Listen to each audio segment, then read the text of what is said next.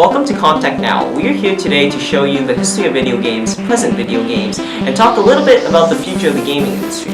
We now have Keith to show us important video gaming developments from the 1950s to the 1980s.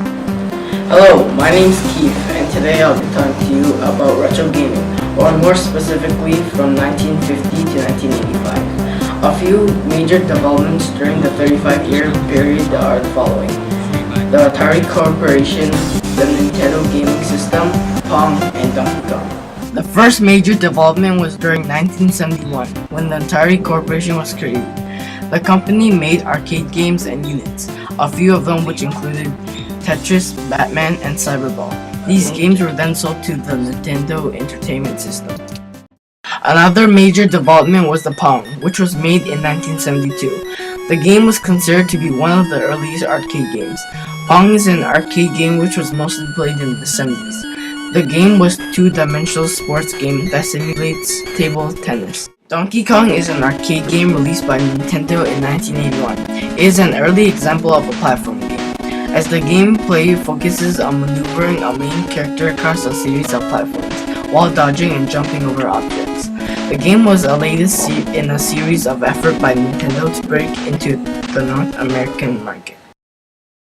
Nintendo Entertainment, also abbreviated as NES, is an 8-bit console game that was developed and manufactured by Nintendo. It was initially released in Japan on July 15, 1983, also known as the Family Computer. The console was later released in North America during 1985.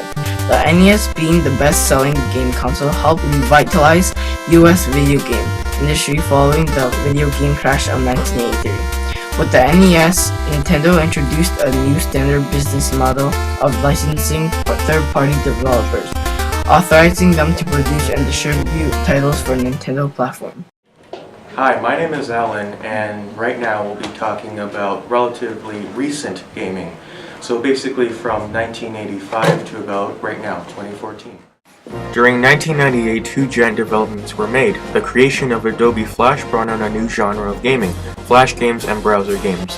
Unbelievably, Flash and browser games are still providing millions of dollars in revenues each year. Zelda: The Ocarina of Time was arguably the biggest game of the Zelda series. It has earned hundreds of millions of dollars in revenues and is still being played by thousands of hardcore gamers to this day. Near the end of 2001, the Xbox was released and started what is now known as one of the greatest lines of consoles ever. The Xbox brought all new features to consoles and started one of the biggest FPS franchises of all time. It allowed for online interactions with other consoles and had external hard drives that changed the feature of gaming. It was later followed by the Xbox 360, Elite, Connect, and One. During 2003, the largest FPS franchise was born. Call of Duty, made by Infinity Ward, was released on October 29, 2003, based on the Quake 3 Arena engine. Since then, the 9 sequels after Call of Duty and its multiple expansion packs have sold over 139 million copies worldwide. Over the course of the 10 games, soon to be 11, the Call of Duty franchise has made billions of dollars in revenues worldwide from die-hard 10-year-old gamers. At the start of 2011, free-to-play games overtook pay-to-play games in revenues. This was the start to some of the biggest PC games of all time, including the likes of League of Legends, War of Thunder, World of Tanks, Battlefield Play for Free, and Team Fortress 2. These games are now played by millions of gamers around the world and even allow for gamers to do the unthinkable, to make gaming into an actual sport and job. What is your opinion on the next-gen consoles? I personally don't own either of them, but I've played them, and from my experience, I think Sony in particular should have waited to release the next-gen console, because a lot of the consoles came back because they were just terrible. They would never work, you'd update it, and it sucked. But the Xbox, though, the Xbox has much less problems than the PlayStation 4. What is your opinion on the games? As in, do you think they're worth what they cost? The next-gen games, the exclusive titles, I do not think they are worth what they cost, because Sony raised the prices due to the Canadian-American dollar exchange. So the prices are around $80 now with tax. And most of the games are only a few hours long. most of them are done within a day, so I do not think they're worth it. Okay. And the last question, do you think people are affected by the ratings of games? Not so much, because they take a look at the M or the T and then they just assume like what's in it, but then they play the game and it's not what they were expecting, or like the parents of the children that are buying these games, they don't know, so they just buy anything. They don't really ask about the ratings at all. Virtual reality is coming to a comeback. Since the late 1980s, VR has been promised to us and it might finally become a reality. Recently, we've had many new blockbuster films shot in 3D such as Gravity, Iron Man, and etc. However, many companies such as Unity Studios are trying to bring the 3D experience to the gaming screens.